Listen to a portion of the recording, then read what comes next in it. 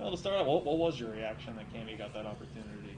He, Pretty excited for her. She's worked hard. She's endured a lot. I read a couple of her quotes that were kind of, uh, funny and sad all in one. I mean, she's earned her way up, physically, emotionally, everything. I didn't even know she was a younger sister. I treated her as a younger brother and probably pounded her harder than you probably should have as an older brother. And then somewhere about teenage years, I thought, well, geez, she's a girl. Actually, maybe I shouldn't do that. But no, she's worked hard for it. So I'm excited for her. Obviously, I've talked to her a lot. I talked to her a lot. I've talked to her a lot more in the last week as she's headed into this, and couldn't be happier for her. And I think she's surrounded by lots of good people there, which is also a key to this whole thing. What does it mean that Casey is in a regular jersey now as moving forward here? Yeah, that's exciting to see Casey in a regular jersey and moving around. The end of practices a couple weeks ago, he was exhausted. Now I look over your shoulder, Paul, and he's out there still going. His posture is way better. He was not slouched over or anything like that. So he's going the right direction based on all of that, and I think his recovery is faster as well. Again, he had fluid in there, which we didn't know until we got some more imaging. So he had something nagging him that was a repercussion of the surgery and the rehab coming back in. And they've taken care of that, and it's obvious that that was the hindrance last time through this. Is it safe to say that he's in more of a day-to-day situation at this point now that he's You in? know what? I'm hoping so, Lance. I'll talk to him and our medical guys after this, but it was a major jump to go from a yellow jersey yesterday after day one into full practice today or the other day, which really nice and an indication that yes, he could be a day-to-day situation. We're going to make sure his conditioning level. I mean, he has played very little in the last 4 months, so I would like to make sure, as I mentioned with UPL, a little bit the same with Mitzi. His standard's so high I don't want to put him in a situation that's going to be aggravating or compromising to him. And it might take a couple extra days of practice conditioning to get closer to his personal standard. But I think with him being out, I don't know, around 4 months really not playing much hockey, I want to make sure we don't rush him back into it. He rushed back into it before, but he had that fluid buildup, which we couldn't have predicted. So it looks like he rushed into it. But I think through that process, he's learned that, I want to make sure I can play the way I want to play. And we want him to do that too.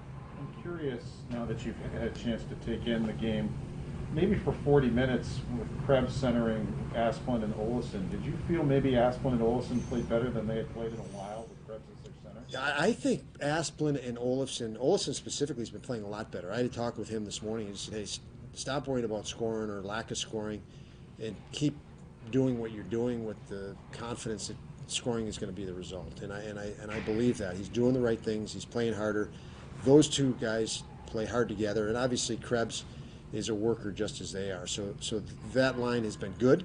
We did tweak lines today. So I slid Krebs with Cousins and Olofsson. So, obviously Thompson line has been our top line.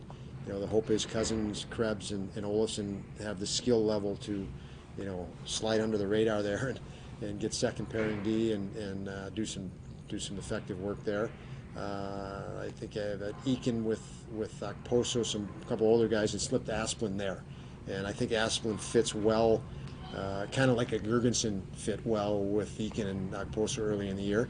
I think Aspie has a lot of those straight line, hard nose to the net traits that line could be effective as well. What areas has Yoki Haru improved in that's allowed him to not only get that top pairing, those responsibilities that he has, but to stay there? I was with Yoki his rookie year in Chicago, and he just keeps maturing. And I think the difference with him is he's moved from being happy to be in the NHL to determined to become a top NHL defenseman, in the top tier. So he's playing and practicing and coming to the rink with more intent upon establishing himself as a legitimate, effective NHL defenseman. And so where that translates is he's much more aggressive and physically aggressive, closing plays out quicker. and doing it consistently well. And that's those two together. I mean, that's been our top pair for about a month now, far and away. Darlene and Yokoharu, and they're playing against the other team's top line every night, which is not an easy task. They've done a great job in that regard, I believe. It's no coincidence where Darlene's play has been since Henry comes back. I mean, why do you think, and even we saw last year, why is the impact on Darlene so great when he's with Yoki? Yoki, they complement each other extremely well. Dulles likes to go up the ice. Yoki likes to support. Yoki's a guy that works for his team and teammates, and adjusts to Dulles. Dulles is going to set the pace and create the attack.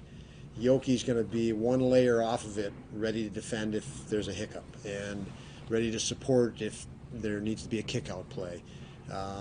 He's quick to jump to defending.